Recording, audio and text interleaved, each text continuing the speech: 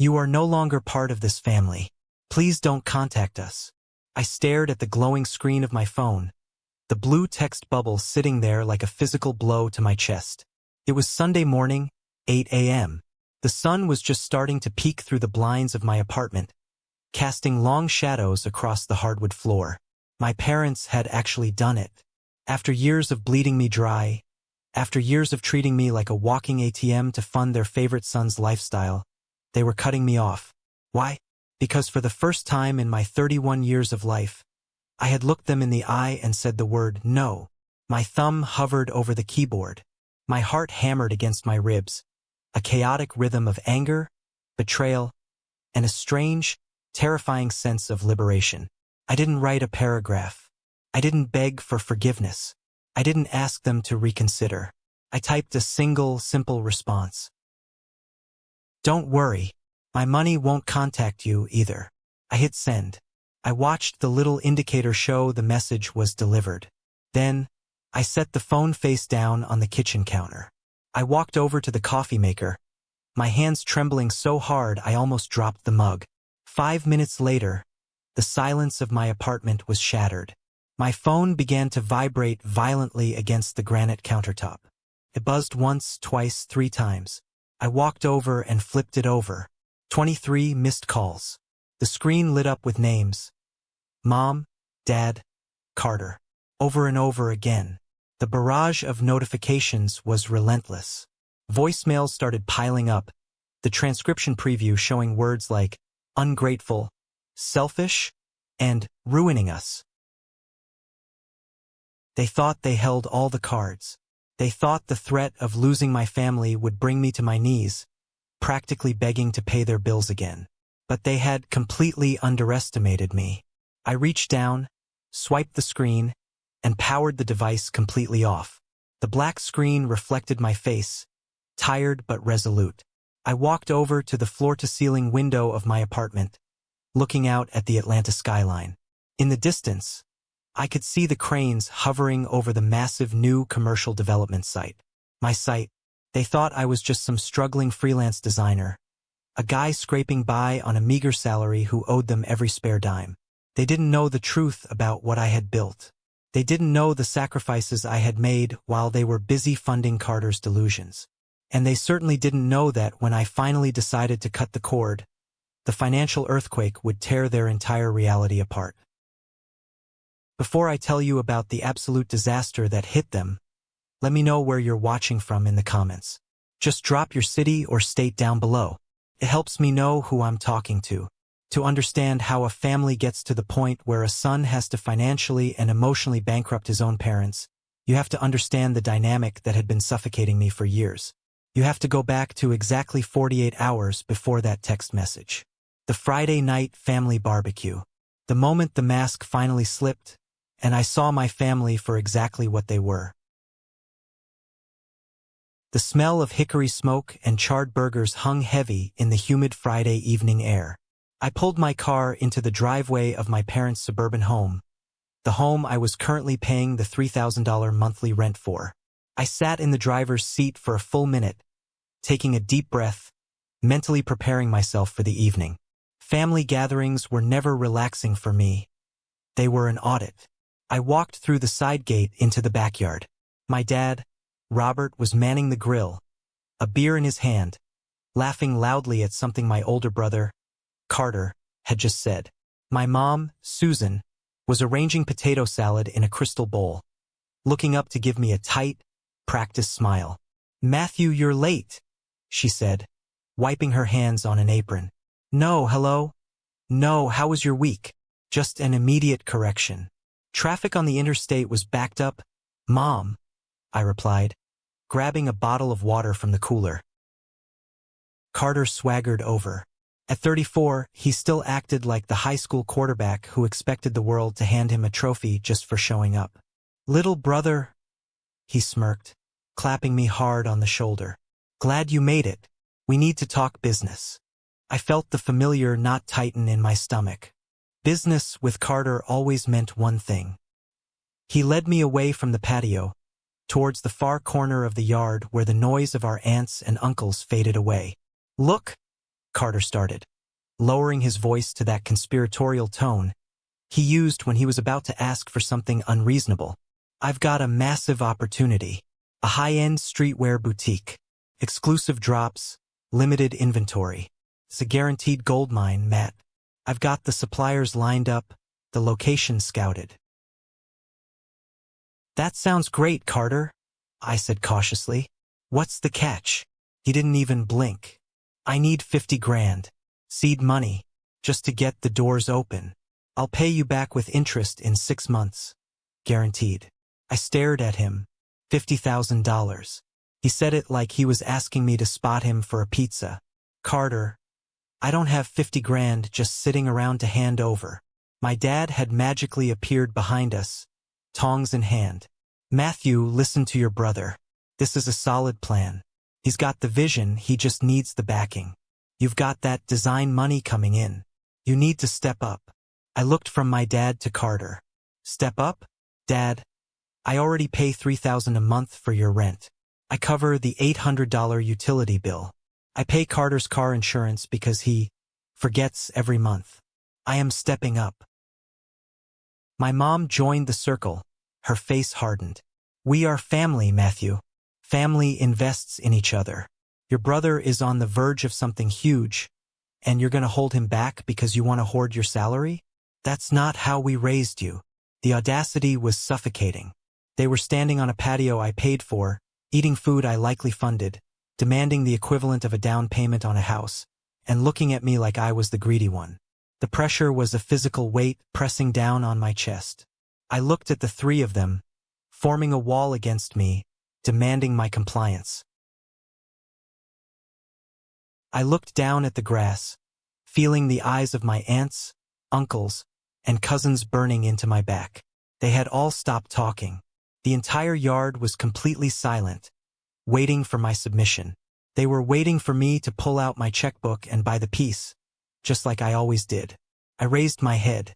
I looked my brother straight in the eye, then my father, then my mother. No! The word hung in the humid air, sharp and final. Carter's smirk vanished instantly, replaced by a dark, ugly scowl. Excuse me? My mother gasped, taking a dramatic step back as if I had physically struck her. I said no. My voice was steadier now, the adrenaline cutting through the anxiety. I'm not funding another boutique or a food truck or a crypto scheme. I'm done. I don't have $50,000 for you, Carter. And even if I did, the answer would still be no. My father's face turned a dangerous shade of red. He threw the grill tongs onto the side table with a loud clatter. You ungrateful little punk, he hissed, stepping into my personal space. We gave you everything. We put a roof over your head. And now that you're making a few bucks drawing pictures on a computer, you think you're better than us? You think you're too good to help your own flesh and blood? Drawing pictures? I laughed, a bitter, hollow sound. I'm an architect, Dad. I work 80-hour weeks. I don't just draw pictures, I build things. Unlike Carter, who just talks about building things while spending my money. Carter lunged forward, his fists clenched, but my dad held him back. You selfish coward, Carter spat. You're just jealous. You've always been jealous of me. You sit in your little office with your safe little job, and you can't stand the fact that I'm actually taking risks. Uncle Samuel, my dad's older brother, ambled over, placing a heavy hand on my shoulder. His voice was dripping with that patronizing, fake soothing tone. Now, Matthew, let's not ruin the evening. It's just money, son. Don't tear the family apart over a few dollars. Apologize to your parents, write the check, and let's go eat. I looked at Uncle Samuel, realizing he had no idea I was paying for the very ground he was standing on. They all thought Carter was the success story experiencing a temporary setback, and I was the stingy younger brother hoarding wealth. I'm not tearing this family apart, I said loudly, making sure every single person in that backyard could hear me. This family is tearing me apart, and I'm done letting it happen. I didn't wait for another word. I turned on my heel and walked straight toward the side gate. If you walk out that gate, Matthew, "Don't bother coming back," my mother shrieked, her voice echoing through the neighborhood. I pushed the wooden gate open. It squeaked loudly on its hinges. I walked to my car, my hands shaking violently as I unlocked the door. I threw myself into the driver's seat, slammed the door shut, and gripped the steering wheel until my knuckles turned white. I started the engine and pulled away from the curb, leaving the smell of barbecue and the toxic weight of my family behind me. The drive back to my apartment was a blur of streetlights and highway signs. The adrenaline from the confrontation was starting to wear off, leaving behind a cold, hollow ache in my chest. As I gripped the steering wheel, my mind involuntarily dragged me back to the memory that had permanently fractured my relationship with my parents, the ghost that haunted every check I ever wrote for them. It was about 5 years ago. My grandparents on my father's side had passed away within months of each other. They were frugal, hardworking people who owned a hardware store their entire lives. When the estate was settled, there was a substantial inheritance left behind. Specifically, a trust fund of $200,000, explicitly designated in the will to be split evenly between Carter and me. $100,000 each. For me, at 26, it was life-changing money. It was the seed capital I desperately needed to break away from the corporate firm and start my own architectural practice. But I never saw a dime of it. I remember sitting in my parents' living room when my dad broke the news. He didn't look me in the eye. He stared at the carpet and told me that Carter had come to them with a brilliant tech startup idea. Carter needed capital urgently to secure developers. So, my parents, acting as the executors of the estate, made a unilateral decision. They bypassed the legal structure of the trust, forged my signature on a release form, which I only found out about years later when consulting a lawyer, and handed the entire $200,000 to Carter. "He needs it more right now, Matt," my mother had said, her voice devoid of any apology. "You have a stable job. You're doing fine. Carter is an entrepreneur. He needs this push. When he makes it big, he'll pay you back double. It's an investment in the family." I had been paralyzed by the sheer betrayal. They hadn't just stolen my inheritance. They had stolen my future, my security to feed Carter's ego. And what happened to that tech startup?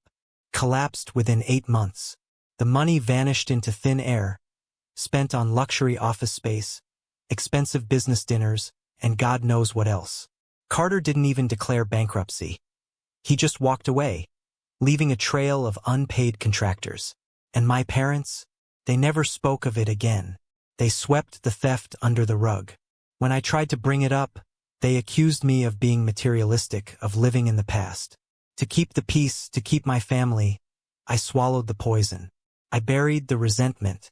And worse, when my parents inevitably fell on hard times because they had co-signed Carter's massive business loans, I stepped in.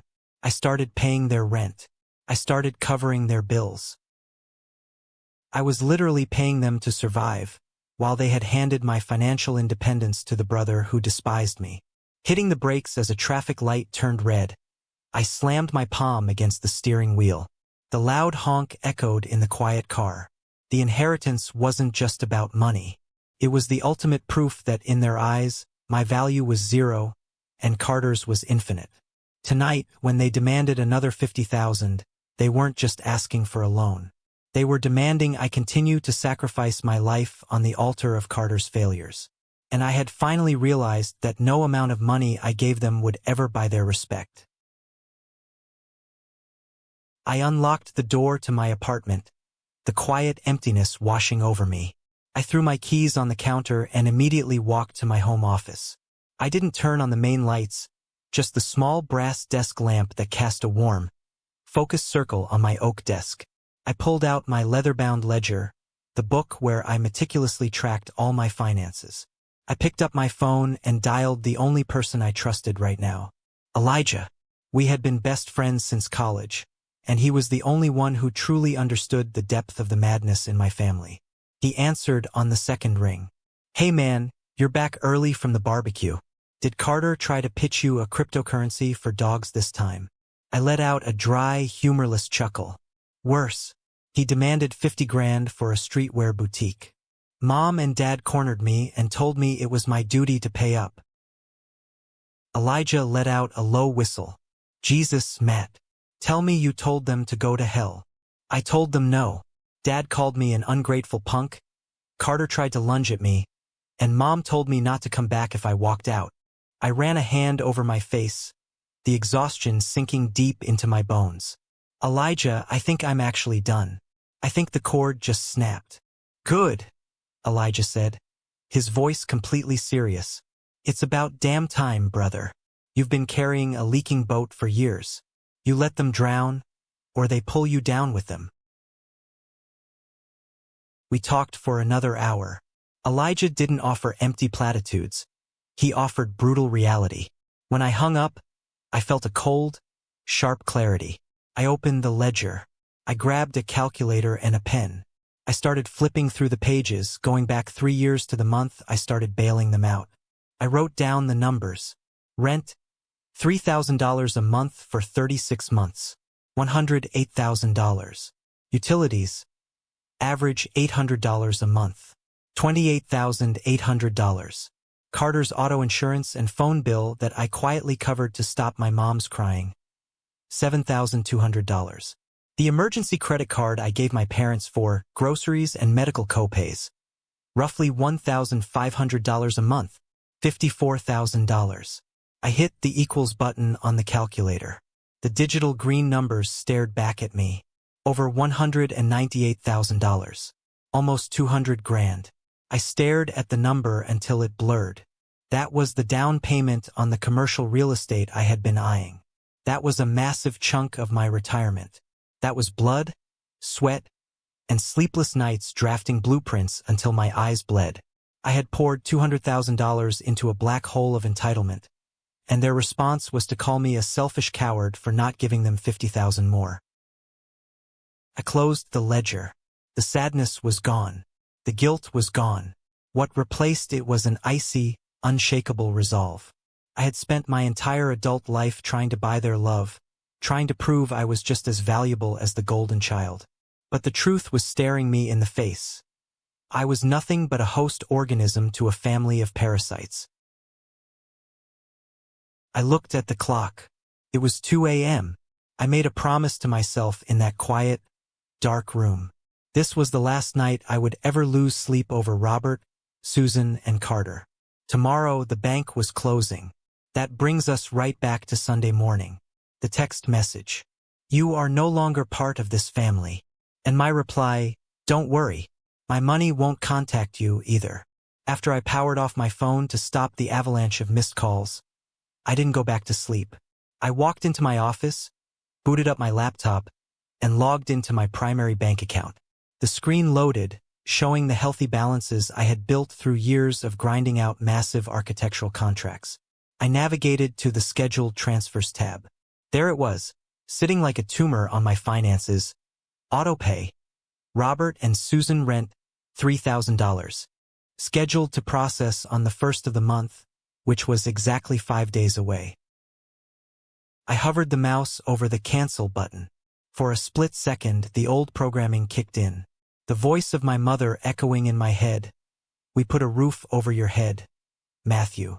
But then I saw Carter's smug face demanding 50 grand. I clicked, cancel. A prompt popped up. Are you sure you want to permanently cancel this recurring transfer? Yes, I said out loud to the empty room. I clicked confirm. Next was the utility account. I logged into the power company's portal, removed my debit card from the autopay, and switched the billing preference back to paper statements mailed directly to their address. Let them open the envelope and see the reality of the electricity they left running 24/7. Finally, I tackled the credit card.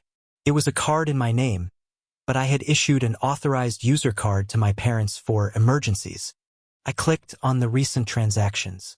$140 at a high-end steakhouse. $65 at a luxury salon. $200 at a golf pro shop. Emergencies, right? I clicked Manage Cards, selected the authorized user card, and hit Deactivate. My email inbox immediately chimed. 3 new emails. Confirmation. Your recurring transfer has been canceled. Confirmation. Autopay preferences updated. Alert. Authorized user card ending in 4092 has been deactivated. I leaned back in my ergonomic desk chair and let out a breath I felt like I had been holding for 3 years. It was done. The oxygen supply was cut off. I had just initiated a financial shockwave that was going to hit them with the force of a freight train. They had told me I was no longer part of the family. I was simply honoring their request. I was severing the only tie that actually mattered to them. I knew the fallout would be catastrophic. I knew they wouldn't just take this lying down. Carter was too entitled, and my parents were too proud. They would fight back, they would try to shame me, they would try to destroy my reputation. But as I sat there, watching the sun fully rise over the city, I didn't feel afraid. I felt ready. I picked up my phone and turned it back on. Instantly, a new voicemail icon popped up. It was from my Uncle Joseph, my dad's younger brother. Joseph was the black sheep of the family, mostly because he saw through my dad's nonsense and called it out. I tapped the screen and held the phone to my ear. What he was about to tell me would obliterate any lingering shred of remorse I had left. "Matthew, it's Uncle Joe." The voicemail started, his voice raspy and serious. "I heard about the blow-up at the barbecue. Your dad is calling everyone, spinning a wild story about how you lost your mind. Look, give me a call when you get this. There's something you need to know. Something about where your parents' money is really going." I called him back immediately. He picked up on the first ring. "Uncle Joe, what's going on?" I asked, skipping the pleasantries. "Matt, I'm glad you called," he sighed. "Listen, I know you've been carrying your folks financially. Robert brags about it when he's had a few beers, acting like he raised a good little ATM. But I need you to know they aren't broke. They're playing you, kid." I frowned, pacing across the living room. "What do you mean they aren't broke? They have zero savings, Joe. Dad's pension barely covers their groceries, and Mom hasn't worked in a decade. That's why I pay their rent." Joe let out a harsh laugh. "Matt, did they happen to show you Carter's new car?" "No," I replied, a cold sense of dread creeping up my spine. "Carter drives a beat-up Honda." "Not anymore, he doesn't," Joe said grimly. "2 weeks ago, your dad invited me over for a drink. Carter was there. He was showing off a brand new Porsche Macan. Slate gray, leather interior, top of the line." I stopped dead in my tracks. A Porsche? How the hell did Carter get a loan for a Porsche? His credit score is practically in the negative. "He didn't get the loan, Matt," Joe said, his voice dropping lower. "Your parents co-signed it. But that's not the worst part. Robert had a few too many scotches and started bragging about how smart he was. He said they used the emergency credit line you gave them, the one with the massive limit, to put down the $15,000 down payment. He said, and I quote, 'Matthew works hard so his brother can look the part. You gotta dress for success.'" The phone felt heavy in my hand. My vision tunneled. $15,000. While I was agonizing over my budget, while I was taking on extra freelance work on weekends to make sure their electricity didn't get shut off, they took the credit card I gave them for medical emergencies and bought my deadbeat brother a luxury German sports car. "They bought him a Porsche?" I whispered, the words tasting like ash in my mouth. "Yeah, kid, they did," Joe said softly. "I'm telling you this because I know your dad. When rent is due next week and your check doesn't show up, he's gonna try and guilt trip you to death. I want you to remember that Porsche when he starts crying about being out on the street." "Thank you, Joe," I said, my voice completely devoid of emotion. "I appreciate you telling me." I hung up the phone. I didn't yell. I didn't throw anything. The rage I felt was so absolute, so pure, it was completely silent. They hadn't just stolen my inheritance 5 years ago. The theft was ongoing. It was a daily, active disrespect. They viewed my labor as a resource to be mined for Carter's vanity. Any tiny, microscopic sliver of guilt I felt about canceling those payments evaporated into the ether. I was going to watch their house of cards burn to the ground, and I wasn't going to hand them a single drop of water. By Monday morning, The silence from my parents was deafening, but the noise on the internet was deafening. I was sitting at my office desk, reviewing blueprints for the commercial complex, when my phone started buzzing with Instagram and Facebook notifications. I opened Facebook. Carter had gone nuclear. He had posted a long, dramatic status update, accompanied by a picture. The picture was of my parents' living room. Carter had strategically placed 3 empty cardboard boxes in the center of the floor, making it look like they were actively packing up to be evicted. The caption read, "Heartbroken. Never thought I'd see the day my own flesh and blood would betray our parents. My brother Matthew, who makes a fortune, just cut off our elderly parents' rent without warning. They are facing eviction this week. Success changes people and greed is a disease. Please keep my parents in your prayers as we figure out how to survive this cruelty." I stared at the screen, my jaw clenching so tight my teeth ached. The sheer manipulation was staggering. Elderly parents. My dad was 62 and played golf twice a week. Facing eviction this week.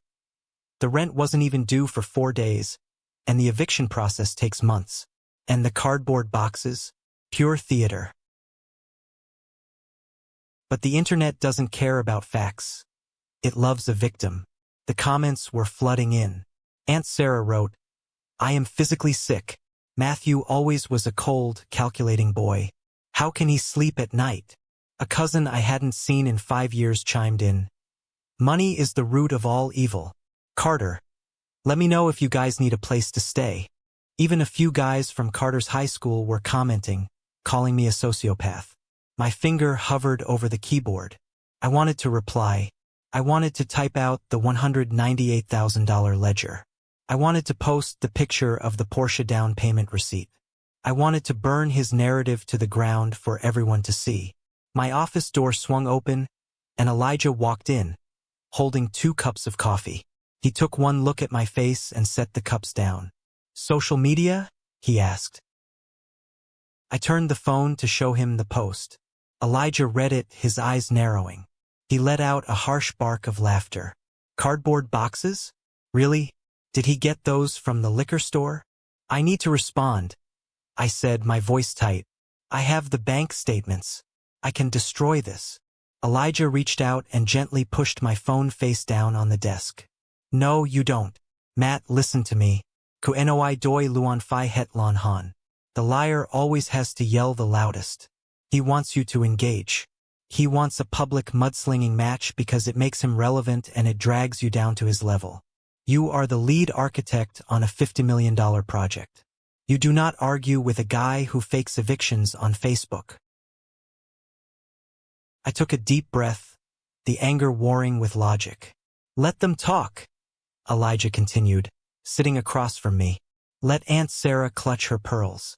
Because when the repo man comes for that Porsche, and when the landlord actually serves the real papers, Facebook prayers aren't going to pay the bills. Silence is your best weapon right now. Let them self-destruct." He was right. Responding would only give them the attention they craved. I picked up my phone, deleted the Facebook and Instagram apps entirely, and turned back to my blueprints.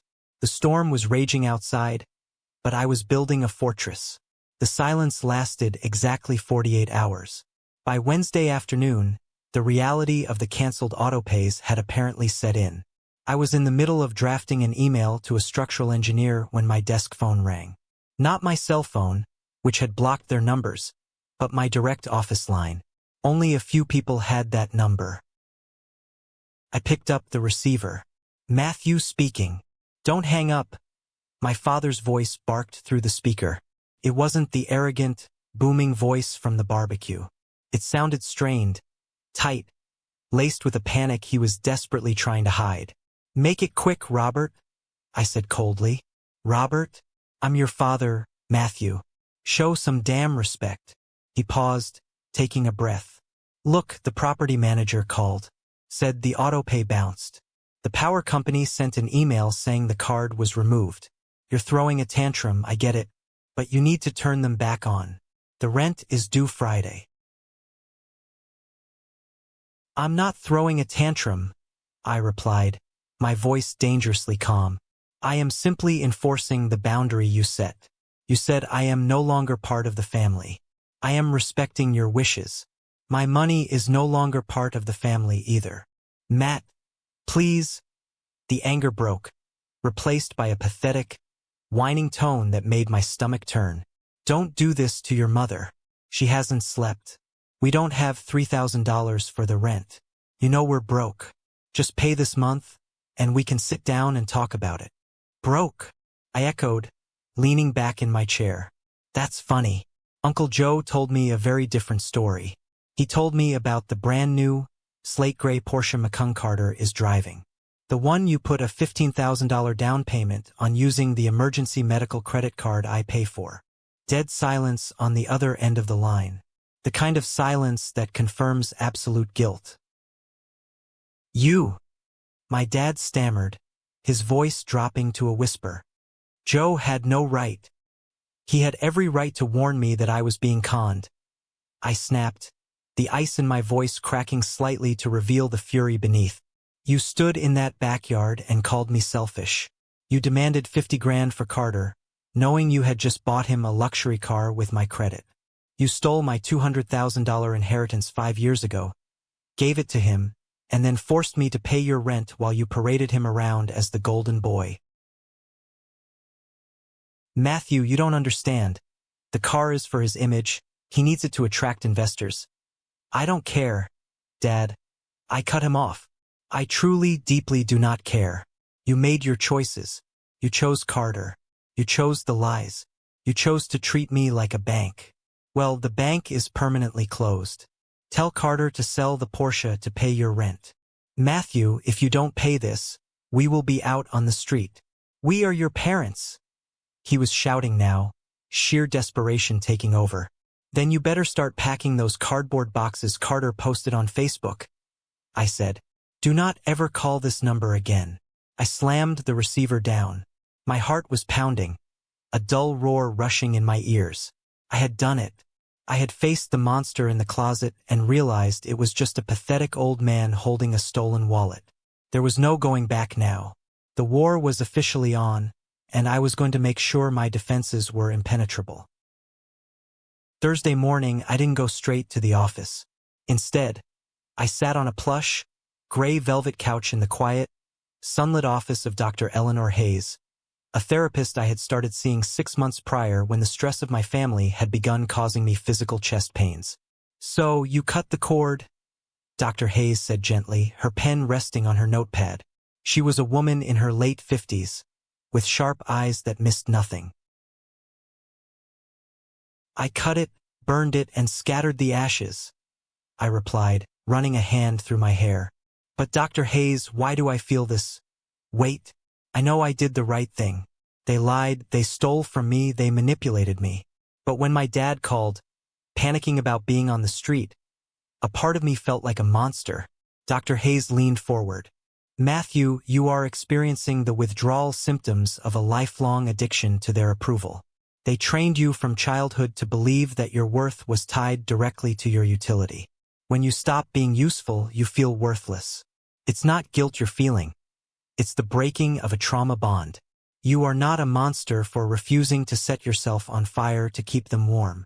Her words anchored me. I am not a monster.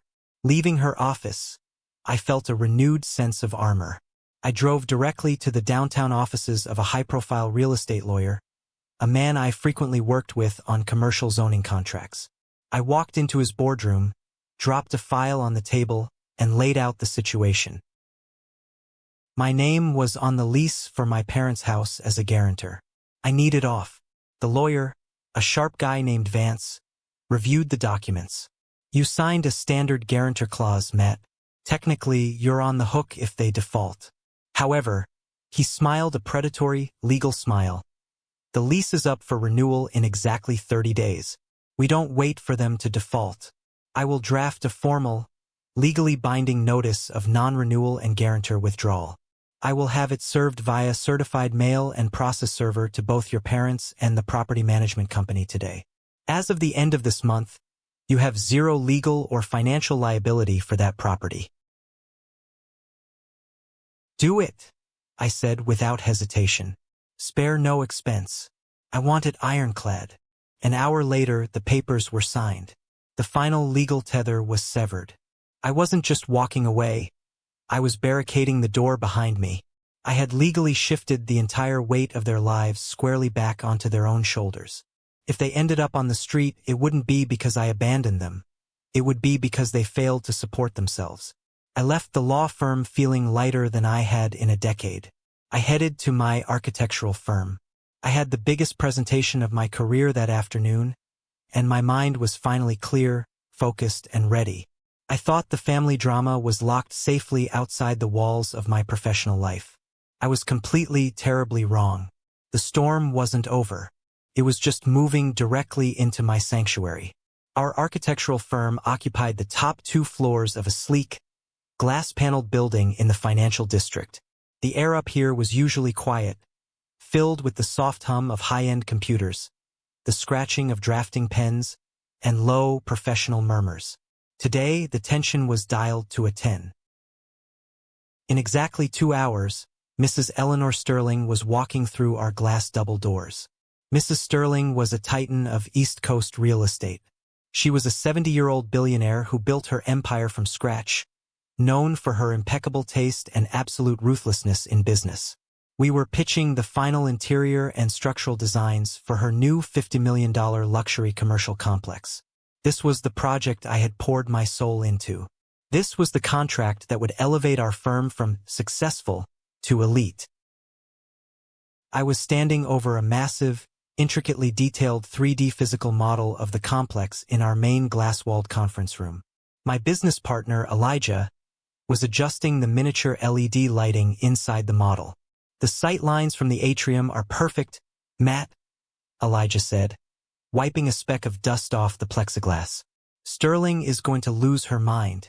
You nailed the balance between modern industrial and classic luxury." "She hates wasted space," I muttered, adjusting my tie, my eyes scanning the blueprints one last time. "If she asks about the square footage yield in the West Wing, remind me to pull up slide 12. "You've got this," Elijah assured me, clapping my shoulder. "You're the best architect in this city. Just do what you do." Suddenly, the serene quiet of the office was shattered by a loud, aggressive voice coming from the reception area. "I don't care if he's in a meeting. Tell him his brother is here, and I'm not leaving until he gets his ass out here." My blood ran cold. The blueprints slipped from my fingers, scattering across the conference table. I recognized that arrogant, booming voice instantly. "Carter." I looked through the glass walls of the conference room. At the front reception desk, Carter was leaning aggressively over the counter, pointing a finger at Chloe, our 22-year-old receptionist, who looked terrified. And Carter wasn't alone. Standing right behind him, chewing gum with an obnoxious, open-mouthed smack, was a guy I recognized from Carter's shady past. Julian. Julian was a low-level hustler, a guy who dealt in counterfeit goods and intimidation. "What the hell is he doing here?" Elijah hissed, his face instantly hardening. Carter wasn't just here to beg. He had brought muscle. He had brought the chaos of our toxic family dynamic directly into the center of my professional empire, exactly 30 minutes before the most important client of my life was scheduled to arrive. I watched Carter violently slap his hand on the marble reception desk, causing a vase of orchids to wobble precariously. He was wearing a designer suit that I had undoubtedly paid for, looking around my high-end office with a sneer of contempt. He thought he was walking into the office of a lowly designer, ready to bully me into submission in front of my bosses.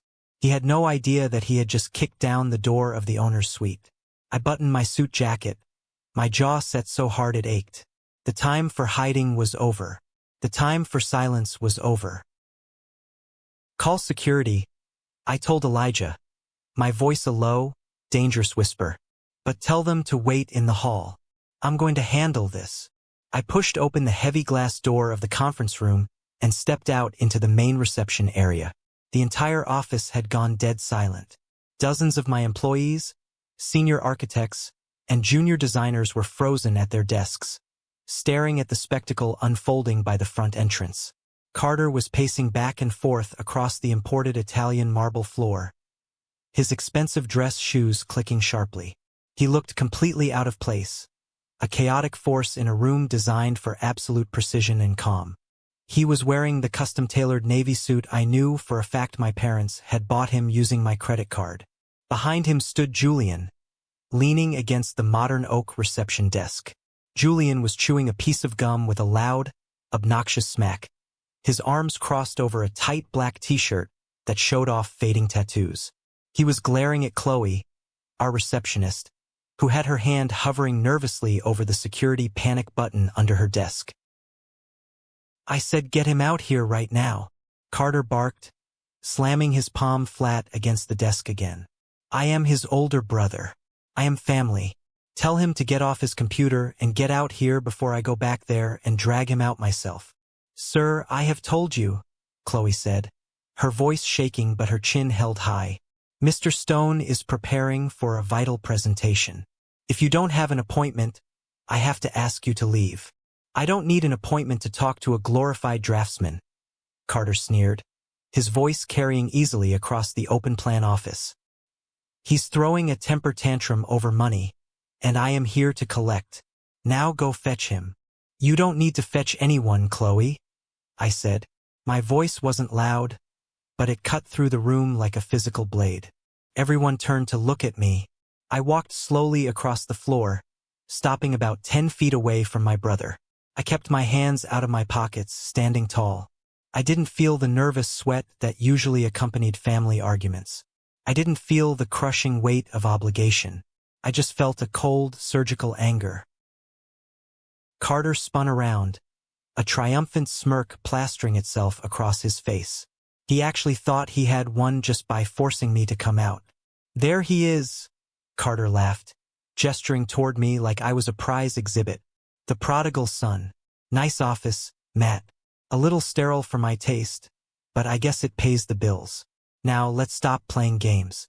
You canceled the auto pay on the rent. Dad is having a heart attack, Mom is crying her eyes out, and my suppliers are demanding their deposit.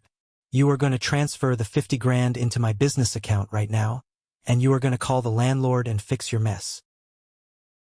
I stared at him, letting the silence stretch.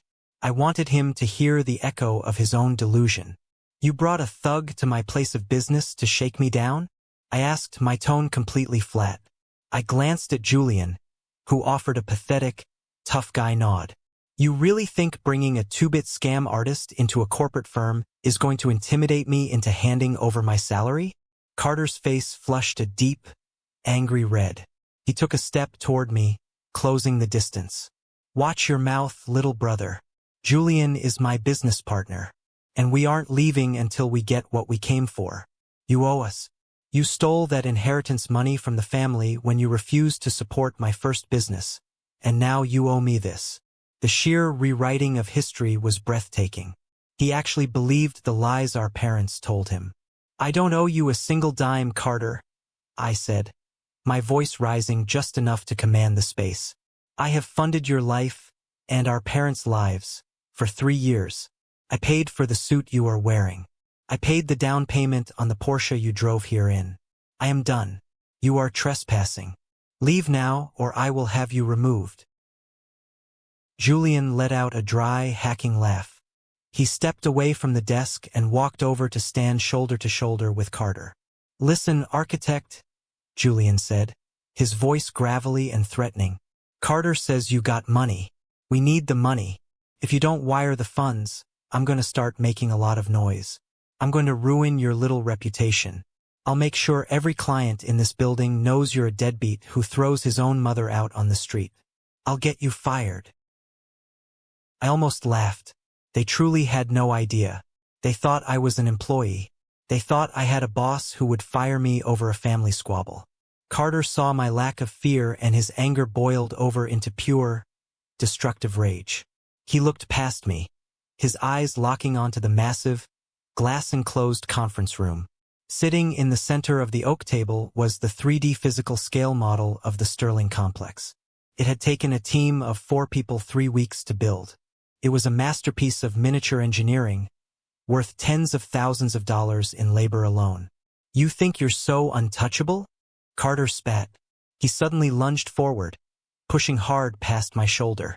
He marched directly toward the glass doors of the conference room. Carter, stop! Elijah yelled, stepping out of the room to block the doorway. But Carter was bigger, and he was running on pure adrenaline and entitlement. He shoved Elijah hard against the glass frame, reached the massive table, and raised his fists high above the delicate acrylic towers of the scale model. Let's see how much your boss likes you when I smash this garbage to pieces, Carter screamed. The silver elevator doors in the lobby chimed with a soft, melodic ping.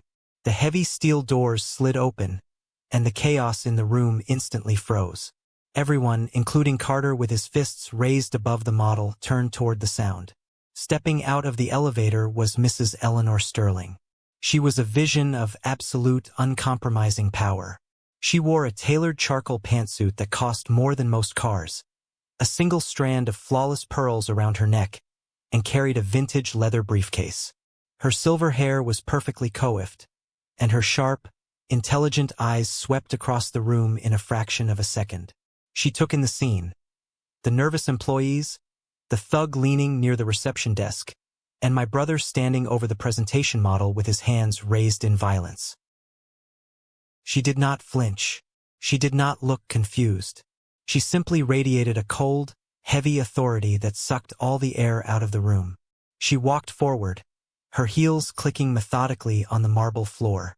Two massive, silent security guards stepped out of the elevator behind her, taking up positions by the doors. Carter slowly lowered his hands. He might have been a delusional narcissist, but even he could recognize real wealth and undeniable power when it walked into a room. The arrogant swagger instantly melted off his frame, replaced by the slick, ingratiating fake charm he always used when he wanted something from someone important. He quickly smoothed his tie and stepped away from the table, walking back out of the conference room toward the lobby. "Oh, hello there," Carter said, putting on a bright, phony smile. He approached Mrs. Sterling as if they were at a country club mixer. "I am so sorry about the commotion, ma'am. Please excuse the mess. I'm Carter Stone. I'm a local business owner." He gestured toward me with a dismissive wave of his hand. "My younger brother Matthew works here. He's just a low-level drafter, and unfortunately he's got some serious personal issues. He's been stealing from our elderly parents and causing a lot of problems. I had to come down here to set him straight. I hope he hasn't caused your company any trouble." He was trying to get me fired, right there in front of everyone. He was trying to use this powerful stranger to crush me and put me back in my place. Mrs. Sterling stopped walking. She looked at Carter. She didn't look at him with anger. She looked at him the way a scientist looks at a particularly unpleasant insect under a microscope.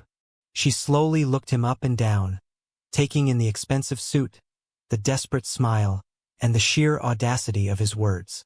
Then, she turned her gaze to me. "Matthew?" Mrs. Sterling said, her voice smooth, cultured, and echoing clearly in the silent office. "Is this the man you mentioned during our dinner meeting last month? The older brother your parents funneled your inheritance to, who subsequently bankrupted his startup in less than a year?" The entire office drew a collective, silent breath. Carter's fake smile completely froze on his face. His eyes darted frantically between me and Mrs. Sterling. "Yes, Mrs. Sterling," I replied, my voice steady and calm. "This is Carter. And the gentleman by the desk chewing the gum is his associate, Julian. They were just threatening to ruin my reputation and get me fired if I didn't pay them $50,000. Mrs. Sterling turned her piercing gaze back to Carter. The temperature in the room seemed to drop 10 degrees. "Fired." Mrs. Sterling repeated the word as if it tasted foul. She took a step closer to Carter, forcing him to instinctively step back. "Young man, you are profoundly misinformed about the ground you are standing on. You think Matthew is an employee here?" Carter swallowed hard, his Adam's apple bobbing. "Well, yes, he just draws the plans, he gets a salary." "Matthew does not draw plans for a salary." Mrs. Sterling cut him off, her voice cracking like a whip. Matthew is the principal architect. He is the founder and majority owner of this firm. Furthermore, he is my equal business partner in a $50 million commercial development project. I chose him over dozens of older, more established firms because of his brilliant vision, his work ethic, and most importantly, his impeccable integrity. Qualities that you and your parents clearly lack. I watched the words hit Carter like physical blows. The color completely drained from his face. His jaw went slack. The reality of the situation was crashing down on him with the weight of a collapsing building. He looked around the massive, beautiful office. He looked at the junior designers who were staring at him with undisguised contempt. He looked at Elijah, who was now standing by the conference room door with his arms crossed, a deeply satisfied smirk on his face. Carter finally looked back at me. For the first time in my entire life, I didn't see arrogance in my brother's eyes. I saw absolute, unadulterated shock. He was looking at me not as the little brother he could bully, not as the bank account he could drain, but as a giant. He had walked into my castle thinking it was a mud hut. Julian, realizing the situation had gone completely sideways, tried to slowly inch toward the exit. But Mrs. Sterling's security guards easily stepped in front of the doors, blocking his path. "Owner," Carter whispered, his voice cracking. He shook his head in denial. No, that's impossible. He pays Mom and Dad's rent. He's just Matt." "Not anymore," I said, stepping forward until I was standing right in front of him. "You wanted to see the boss, Carter?" I asked, keeping my voice low so only he could hear the full weight of it. "You're looking at him. Every computer, every desk, every piece of glass in this building belongs to me. I built this while you were busy playing pretend businessman with my inheritance. I built this while I was paying for the food on your table." Carter's eyes were wide, panicked. The reality of his own massive failure was suddenly illuminated by the blinding light of my success. He tried to scramble, his manipulative brain desperately searching for a new angle, a new way to exploit this information. "Matt, wait," Carter stammered, his hands coming up in a pleading gesture. "If you own this place, if you're a partner on a $50 million deal, man, we're brothers. You could give me a promotion. You could make me a project manager. I could handle the contractors for you. We could keep the money in the family." It was repulsive. Barely 2 minutes ago, he was ready to destroy a priceless model and get me fired to steal my money. Now he was begging for a job, still trying to leech off my hard work. I looked at him, feeling absolutely nothing. No anger, no sadness, no fraternal bond. Just a profound, quiet emptiness where my brother used to be. "I wouldn't hire you to sweep the parking lot, Carter," I said clearly. "You aren't a businessman. You're a parasite, and your free ride is officially over. You can go back and tell Robert and Susan that the bank is closed permanently. I am never writing another check, taking another phone call, or bailing you out of another disaster. You are completely on your own." I turned away from him and looked at our receptionist. "Chloe, call the police." "They're already on the way, Mr. Stone," Chloe said smoothly, lifting her hand away from the desk phone. I pressed the silent alarm the moment he shoved Mr. Elijah. This is the moment that changes everything, the moment I finally took back control of my life. Thank you so much for your patience and for staying with me until now. You've been amazing. Please give this video a like and comment one below to let me know you've made it this far. Not only does this help more people find this story, but it also lets me know that my experiences truly mean something to someone. Your support is my greatest motivation to keep sharing the rest of this journey.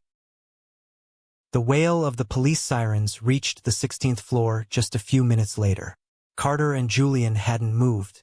Julian knew better than to try and fight his way past Mrs. Sterling's security team, and Carter was still seemingly paralyzed by the shock of his shattered worldview.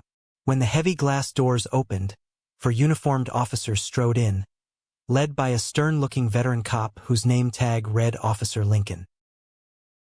Elijah stepped forward immediately to meet them.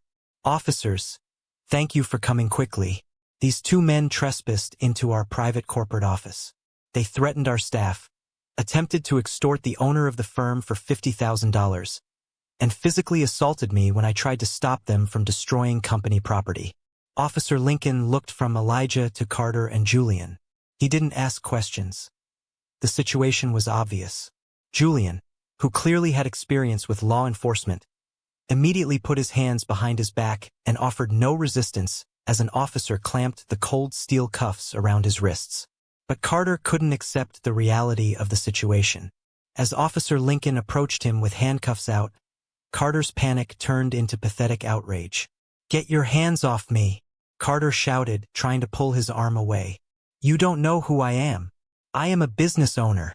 My brother is the owner here. Tell them, Matt. Tell them it's a misunderstanding. We're family." Officer Lincoln didn't hesitate. He grabbed Carter's arm, twisted it expertly behind his back, and slammed him face-first against the marble wall near the elevators. The sound of Carter's face hitting the stone echoed loudly. "Stop resisting, buddy," Officer Lincoln growled, snapping the cuffs tight around Carter's wrists. "Family or not, you come into a place of business making threats. You go for a ride in the back of my cruiser." I stood next to Mrs. Sterling, watching the scene unfold. For years, my parents had protected Carter from the consequences of his actions. They had bailed him out, paid his debts, and lied to cover up his failures. Today, there was no safety net. Today, the real world caught up to the golden child. As they marched Carter toward the elevators, he twisted his head around to look at me. His face was red, a small cut bleeding above his eyebrow from the wall. "You're going to pay for this, Matthew," Carter screamed, his voice cracking with hysteria. "Mom and Dad are going to disown you. You're dead to us." The elevator doors slid shut, cutting off his frantic yelling. Silence slowly descended back onto the office. Mrs. Sterling turned to me, adjusting her pristine blazer. "Well, Matthew, that was certainly an eventful start to our design review. I trust that element of your past won't be disrupting our timeline." "No, Mrs. Sterling," I replied, a genuine, relaxed smile touching my face for the first time that day. "That element of my past has just been permanently removed. Shall we look at the atrium designs?" That evening, the adrenaline had completely faded, leaving behind a deep, resonant calm. I was sitting on the balcony of my apartment, nursing a glass of bourbon and watching the city lights flicker in the distance. The air was cool, the traffic noise a steady, comforting hum below. My cell phone buzzed on the patio table. It was a number I didn't recognize, but I knew exactly who it was. The police station would have allowed Carter one phone call. He obviously didn't call a lawyer. He called the two people who always cleaned up his messes. I picked up the phone and accepted the call. "Matthew?" It was my father, Robert. His voice wasn't angry. It was utterly broken. In the background, I could hear the loud, gasping sobs of my mother, Susan. "I'm here," I said quietly. "Matt, please," Robert begged, his voice trembling. "We are at the police station. They have Carter in a holding cell. They're charging him with trespassing, extortion, and assault. The bail is set at $20,000. We don't have it, Matt. We don't have a dime. You have to come down here. You have to pay the bail and you have to drop the charges. Please, he's your brother. He's terrified." I took a slow sip of my bourbon, letting the smooth burn coat my throat. I pictured Carter in a concrete cell, finally facing the reality he had avoided his entire life. Then, I pictured the ledger on my desk. The $200,000. The stolen inheritance. The Porsche. "No," I said. "Matthew, please. I am begging you on my hands and knees," Robert cried, the sound of a proud man completely shattering. "We need a lawyer. A good lawyer. You have the money. We know you own that company now. Carter told us. You are a millionaire. You can make this go away with one phone call. If you don't help him, he could go to prison. It will ruin his life." His life was ruined the day you two decided to coddle his delusions and fund his arrogance with my money, I said, my voice as hard and unyielding as granite. "I didn't press the charges, Robert. The state pressed the charges." He assaulted my business partner and tried to extort me in front of a billionaire real estate developer. There is no lawyer expensive enough to make that disappear. How can you do this? Susan suddenly wailed into the phone, snatching it from my father. How can you be so cruel to your own flesh and blood? We raised you. We loved you. We are a family. You didn't love me, Susan, I replied, using her first name to sever the final maternal tie. You loved my utility. You loved my salary. You loved having a backup generator to power Carter's life when he constantly failed. You sent me a text on Sunday telling me I was no longer part of this family. I accepted your terms. I am keeping my money, my business, and my life. You can keep Carter. Matthew, wait, please. Do not ever call me again, I said. If you do, I will have my attorneys file a permanent restraining order for harassment. I hung up the phone. I went into my settings, blocked the number, and then did something I should have done years ago. I changed my phone number entirely. I watched the screen reset. It was done. The fortress was sealed. 3 months later, the seasons had changed, the brutal summer heat of Atlanta giving way to a crisp, beautiful autumn. The Sterling complex had officially broken ground, the massive steel beams rising into the sky, a physical testament to my hard work and vision. My firm was thriving, the staff was energized, and I was happier and healthier than I had been in my entire adult life. I was sleeping 8 hours a night. The chest pains were completely gone. I was sitting at a corner table in a quiet cafe near the construction site, reviewing some material samples, when my Uncle Joseph slid into the booth across from me. We had stayed in touch. He was the only connection to my past I allowed to remain, mostly because he respected my boundaries and never once asked me for a dime. Looking good, kid, Joe said, signaling the waiter for a black coffee. You look like you dropped 10 years off your face. I dropped about 200 pounds of dead weight. I smiled, closing my folder. It works better than any diet. How are you doing, Joe? I'm surviving, he chuckled. He took a sip of his coffee, his expression turning slightly more serious. I know you said you didn't want updates, Matt, and I respect that, but I figured you might want to know how the dust settled after the explosion. I leaned back, resting my arms on the table. The truth was, a small part of me did want to know. Not out of malice, but out of a need for closure. To know that the universe actually possessed a sense of balance. Go ahead, I said. Well, Julian rolled on Carter immediately to avoid jail time, Joe started, shaking his head. Turns out that exclusive streetwear boutique was a front for a massive credit card fraud ring Julian was running. Carter wasn't the mastermind, he was just the idiot funding it with your parents' money. Carter managed to avoid prison time by pleading guilty to a misdemeanor, but he got hit with massive fines and probation. I nodded slowly, figured. Carter was always looking for a shortcut, and it finally led him straight off a cliff. And the car? I asked. Joe let out a loud laugh. The repo men showed up at 3 in the morning about a month ago. Towed that beautiful slate gray Porsche right out of the driveway. Your dad tried to chase the tow truck down the street in his bathrobe. It was the talk of the neighborhood. So what is Carter doing now? I asked, genuinely curious how the golden child was surviving without his safety net. He's working the overnight shift at a logistics warehouse, Joe said, a hint of grim satisfaction in his voice. Stacking boxes on pallets from midnight to 8 in the morning. He tried to get an office job, but with a recent criminal record for extortion, nobody would touch him. He's living in a cheap rented room across town. He doesn't talk to your parents much anymore. Blames them for not bailing him out. The irony was profound.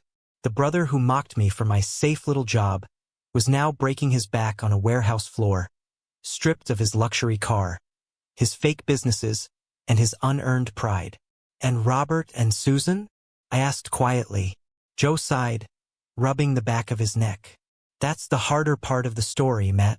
When you pulled your name off that lease and stopped the autopays, the reality hit them fast. They had 0 savings. Every penny of your dad's pension went to paying the high interest on the credit cards they maxed out for Carter. They couldn't pay the $3,000 for rent. The landlord evicted them, I stated, knowing it was the only logical outcome. Yeah. The eviction notice came 30 days later, Joe confirmed. They tried to call everyone in the family. They called Uncle Samuel, Aunt Sarah, even me. They begged for money. They begged for a place to stay. But everyone remembered the Facebook posts. Everyone remembered how they tried to destroy you to protect Carter. Nobody wanted to get involved in that toxic mess. Nobody gave them a dime. I remembered the photo Carter had posted on Facebook 3 months ago. The 3 empty cardboard boxes placed in the center of the living room. A staged prop to make me look like a villain. They had to actually pack those cardboard boxes, I said softly, the realization washing over me. They did, Joe nodded. I drove over on their last day to help them move heavy furniture, mostly out of pity. It was grim, Matt. The house was empty. They had to sell most of their nice furniture just to afford a security deposit on a place. They moved into a tiny, run-down, one-bedroom motel apartment complex out by the interstate. It's safe, but it's small. It's a hard life for people in their 60s who thought they were going to retire in luxury on your dime. They had orchestrated their own downfall. They had gambled everything. Their home, their security, their relationship with their only reliable son, on the delusion that Carter was a genius and I was an endless well of cash. They lost the bet. And now they were living in the reality they had built with their own hands. They ask about you sometimes, Joe added quietly. Your mom cries. Your dad just stares at the wall. I think they finally realize what they threw away. But they don't have your number. And they don't know where you live. And let's keep it that way, Joe, I said, reaching out to shake his hand. I appreciate you telling me, but that book is officially closed.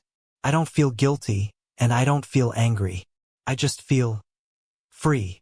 A week later, I was standing in the mailroom of my architectural firm, sorting through a stack of vendor invoices and contract drafts.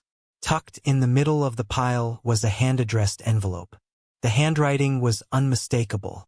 The looping, dramatic cursive of my mother, Susan. She had mailed it to the corporate office, knowing she couldn't reach me by phone. I carried the envelope back to my desk. I sat down and looked at it for a long time. 6 months ago, a letter from my mother would have caused a spike of anxiety, a desperate hope that maybe, finally, she was going to offer the unconditional love I craved. I picked up my silver letter opener and sliced the envelope open. It was a 3-page letter written on cheap lined paper. I skimmed the words. It was exactly what I expected. It was a masterclass in emotional manipulation. She wrote about how much she missed her baby boy. She wrote about how hard things were in the small apartment, how Dad's arthritis was acting up, how they were struggling to buy groceries. She talked about the importance of forgiveness, about how family is forever, no matter the mistakes made in the past. She wrote the word, sorry, exactly once, buried in a sentence about how we are all sorry for the misunderstandings. There was no accountability. There was no acknowledgement of the stolen inheritance, the Porsche, or the attempt to ruin my career. It was just a desperate, pathetic attempt to cast a fishing line back into the waters of my bank account, hoping to hook the guilty son one last time. I didn't feel a shred of sadness. I didn't feel a pang of guilt. I just felt a profound sense of boredom. I had outgrown their games.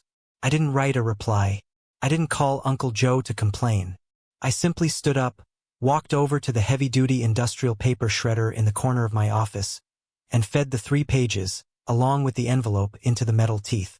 The machine whirred to life, grinding the manipulative words into tiny, illegible strips of confetti. I emptied the shredder bin into the recycling. The past was gone. It was New Year's Eve. I stood on the expansive glass balcony of my new penthouse apartment, looking out over the glittering, endless lights of Atlanta. The cold winter air bit at my cheeks, but I was warm, wrapped in a heavy wool coat. Behind me, the sliding glass doors were open, letting out the sounds of a vibrant, joyful party. Music was playing, glasses were clinking, and genuine laughter filled the space. I turned my head and looked inside. Elijah was by the kitchen island, expertly shaking a pair of cocktails and making Chloe, our receptionist, laugh so hard she was wiping tears from her eyes. Uncle Joseph was sitting on the leather sofa, deeply engaged in a conversation with Dr. Hayes, my therapist, who I had invited as a guest. My senior design team was clustered around the fireplace, debating architecture with passionate, joyful energy. These were the people in my home. These were the people I chose to surround myself with. For the first 30 years of my life, I believed that family was a blood contract you couldn't break. I believed that love meant enduring abuse, sacrificing your future, and paying a constant toll just to be allowed at the dinner table. I let my parents and my brother drain my bank accounts and my soul because I was terrified of being alone. But looking into my living room, I realized the ultimate truth. Family isn't determined by DNA. Family isn't the people who demand your salary, or steal your college fund, or expect you to fund their mistakes. Family are the people who stand by the door when the thug tries to break it down. Family are the people who tell you the hard truths to protect you. Family are the people who celebrate your victories without asking for a cut of the profits. I raised my glass of champagne to the city skyline. I had lost the family I was born into, but in doing so, I had finally found myself. And I had built a new family, one foundation stone at a time. I took a sip, the bubbles sharp and sweet, ready for whatever the new year was going to bring. Thank you for sticking around and listening to my story. It's not easy to talk about the darkest chapters of your life, but standing on the other side of it, I know how important it is to share. I hope this resonated with you in some way.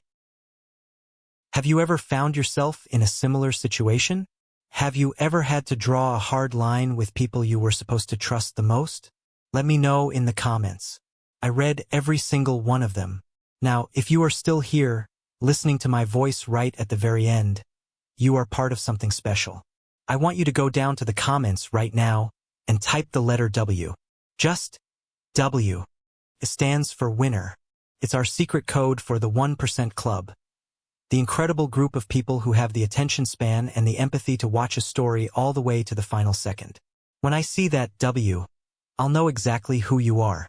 If my journey meant something to you today, please hit that like button, and don't forget to follow or subscribe. We have a lot more stories to tell, and I want you here for the next one. Until then, remember your worth, protect your peace, and I'll see you in the next video.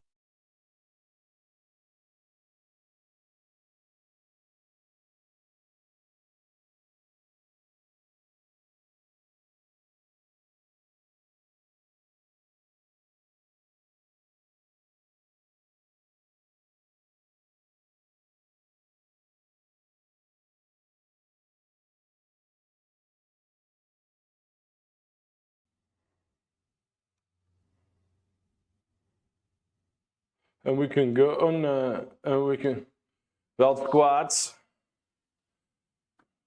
Tell me back, I'm the one. Say that you love me too. Kisses don't come for free.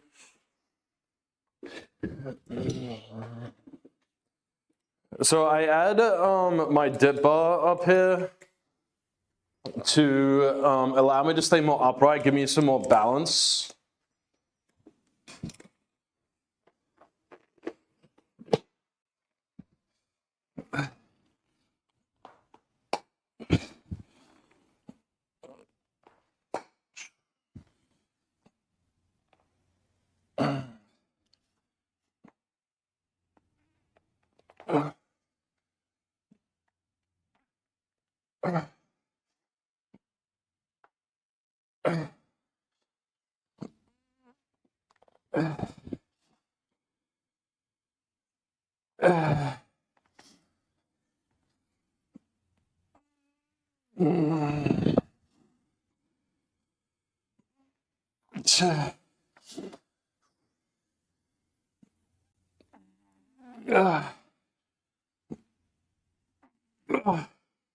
That was a bad rep.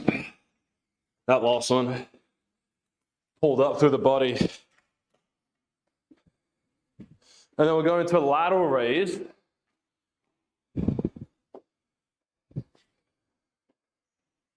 On the cable.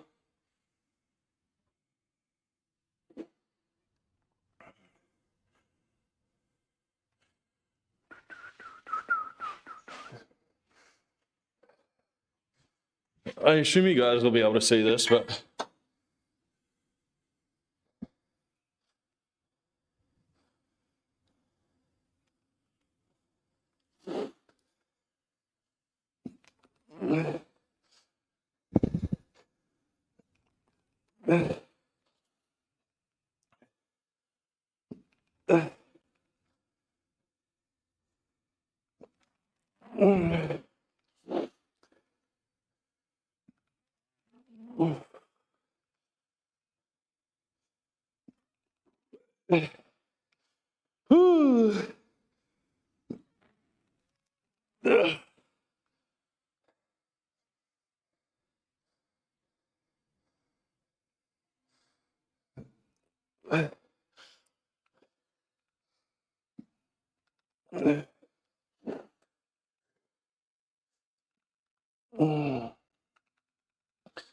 oh.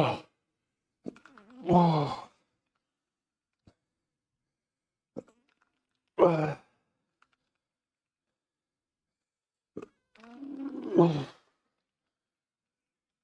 Come on. 7.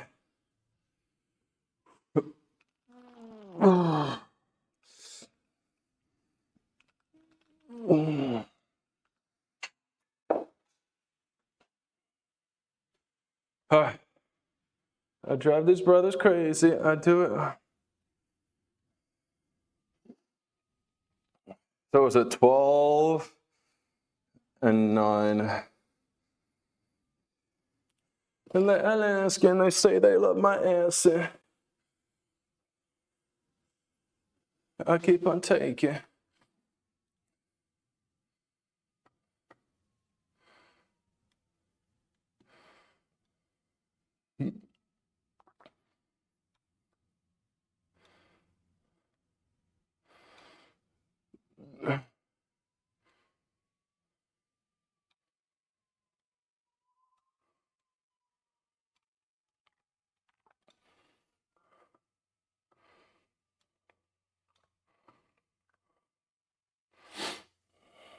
You are my lady lumps. My.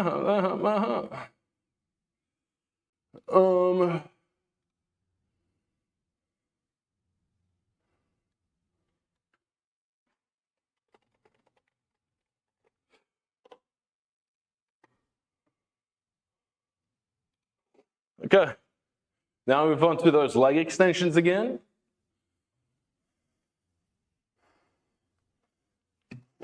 Leg curl, high row. I wonder if I can do the bridge there. I drive these brothers crazy. Oh wait, no. We'll do the cable good morning.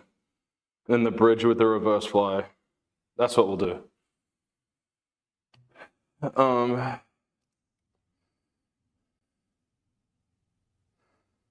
7 dreams, true religions. I say no, but they could give, and so I keep on taking. No point standing here yapping, doing nothing. Gotta get after it.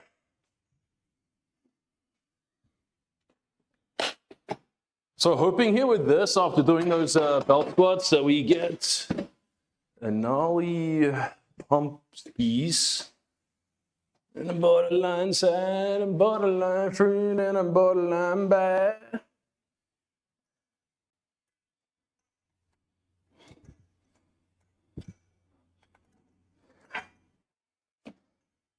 Way.